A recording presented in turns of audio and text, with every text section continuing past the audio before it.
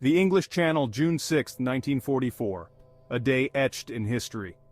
The pre-dawn darkness hid a vast armada poised to strike at the heart of Nazi tyranny. Thousands of men huddled in landing craft, their faces grim, their resolve steeled.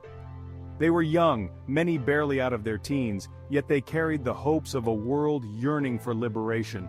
The fate of freedom hung heavy in the air. German artillery roared, unleashing a symphony of fire and steel.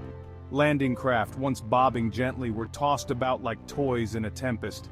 The beach, codenamed Omaha, stretched before them, a forbidding tableau of death and destruction. Amidst this inferno, the first American boots touched the sand. Men leaped from Higgins' boats, sinking into the surf, their packs heavy with the weight of war. They were met by a murderous hail of machine gun fire. The beach, littered with obstacles and mines, became a killing ground. Yet even as they fell, others pressed on, their valor echoing across the blood-soaked sands of Omaha Beach. Private John Ryan, his heart pounding, scrambled up the beach. The air was thick with the acrid smell of gunpowder. He could taste salt from the tears streaming down his face. All around him, men were cut down by bullets. Ryan stumbled, falling to his knees beside a crater. He saw a young soldier clutching a stomach wound. Ryan reached out, finding the soldier's dog tags. "What's your name, soldier?" he yelled. The young man coughed, blood on his lips. "Miller!" he gasped. "James Miller!" Ryan tore off a piece of his shirt and pressed it against Miller's wound. "Hold on, Miller," he said, his voice firm. "We're going to get you out of here." The beach was a relentless meat grinder, yet Ryan clung to a sliver of hope. He had to believe they would make it off that beach alive. The first wave was the hardest hit. These men, the tip of the spear, faced the full fury of the German defenses. They were the pathfinders, tasked with securing a foothold on the beach, but their landing craft were blown off course. Many never even made it to the shore, cut down in the surf. Those who did reach the beach found themselves trapped in a killing zone. The Germans had the high ground, their positions fortified with concrete bunkers and machine gun nests. Every inch of the beach was zeroed in, a deadly crossfire that ripped through the ranks of the Americans. Captain John Spaulding, commander of Company A, 116th Infantry, landed in the first wave. He watched in horror as his men were mowed down around him. Spaulding, a man of unwavering courage, rallied his men, urging them forward. "Get off the beach," he shouted. "Move, move, move!" The survivors sought whatever cover they could find. The beach was littered with wreckage, the remnants of landing craft and the detritus of war. Sergeant Charles Shea, a medic with the 1st Infantry Division, landed on Omaha Beach with the first wave. He remembered the chaos, the deafening noise, the overwhelming sense of dread. But amidst the carnage, Shea found his purpose. He was there to save lives, to alleviate suffering, to offer a glimmer of hope in the darkest of hours. Shea moved across the beach, a beacon of mercy in a sea of madness. He dodged bullets and explosions, his medical bag clutched tightly in his hand. He tended to the wounded, ignoring the constant danger, his only thought for the men who lay bleeding on the sand. He bandaged wounds, administered morphine, offered words of comfort. "I just did what I had to do," Shea later said. "Those boys were depending on me." He worked tirelessly, his hands stained crimson, his uniform soaked with blood. Shea's story is just one of countless acts of heroism that unfolded on Omaha Beach that day. These were not superhuman figures, but ordinary men who rose to the occasion, their courage forged in the crucible of combat. The Germans had fortified the French coastline into what they called the Atlantic Wall. Omaha Beach, with its wide expanse of sand and towering bluffs, presented a formidable challenge for the Allied invaders. The Germans were well prepared, their positions strategically placed to inflict maximum casualties. Machine gun nests, artillery batteries and mortar emplacements overlooked the beach, creating a deadly crossfire.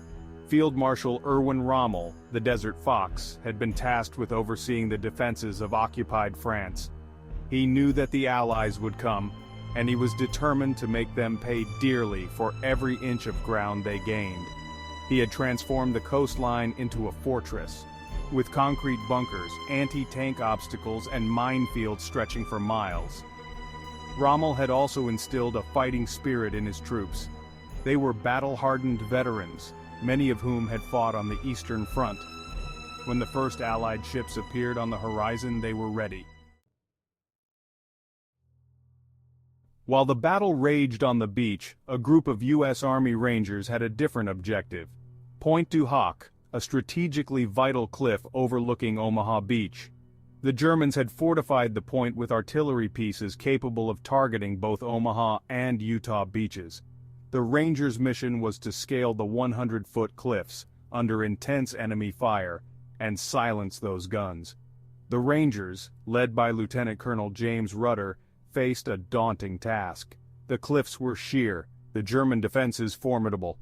As their landing craft approached the base of the cliffs, they were met by a hail of machine gun fire and grenades. But the Rangers were undeterred. Using ropes and grappling hooks, the Rangers began their perilous ascent. They climbed hand over hand, their bodies exposed to the enemy fire. Many were shot down before they even reached the top. Finally, the first Rangers reached the summit. They engaged the German defenders in a fierce firefight, their training and determination overcoming the enemy's superior numbers. As the hours wore on, the tide of battle began to turn. The American forces, bolstered by reinforcements, slowly gained a foothold on Omaha Beach. The German defenses began to crumble under the relentless pressure.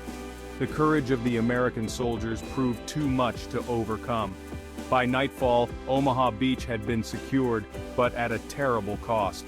Thousands lay dead or wounded on the blood-soaked sand. The success at Omaha marked a turning point in the war. The liberation of France had begun. The Allies had gained a crucial foothold in Western Europe. The sacrifices made on Omaha Beach would never be forgotten.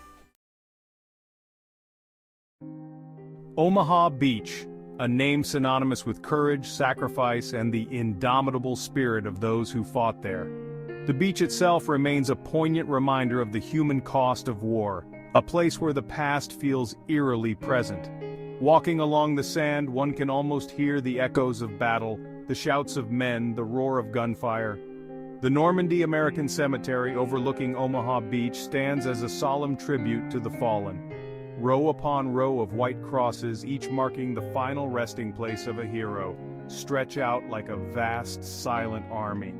The silence is broken only by the sound of the wind whispering through the trees, and the occasional bird song. Each cross tells a story, a life cut short, a future unrealized. They came from every corner of America, united in their cause, their lives forever intertwined on the beaches of Normandy.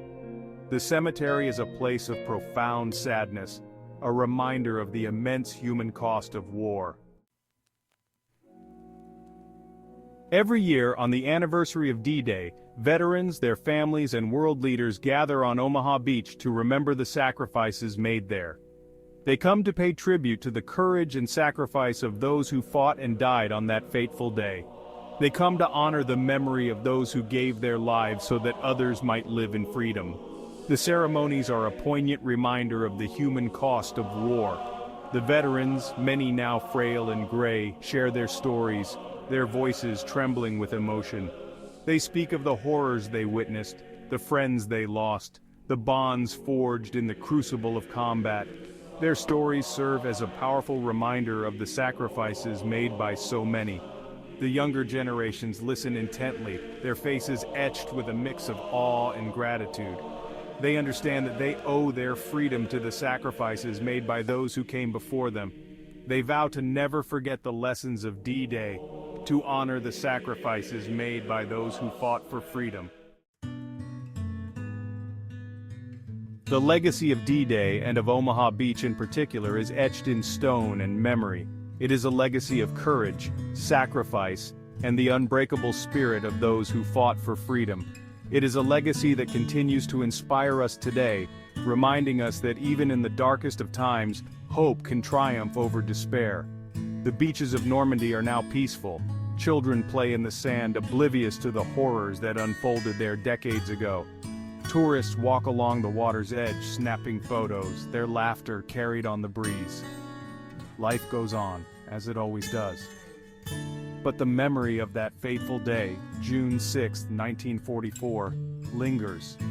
It lingers in the countless monuments and memorials that dot the landscape, and it lingers in the very soul of the world, a testament to the enduring power of the human spirit.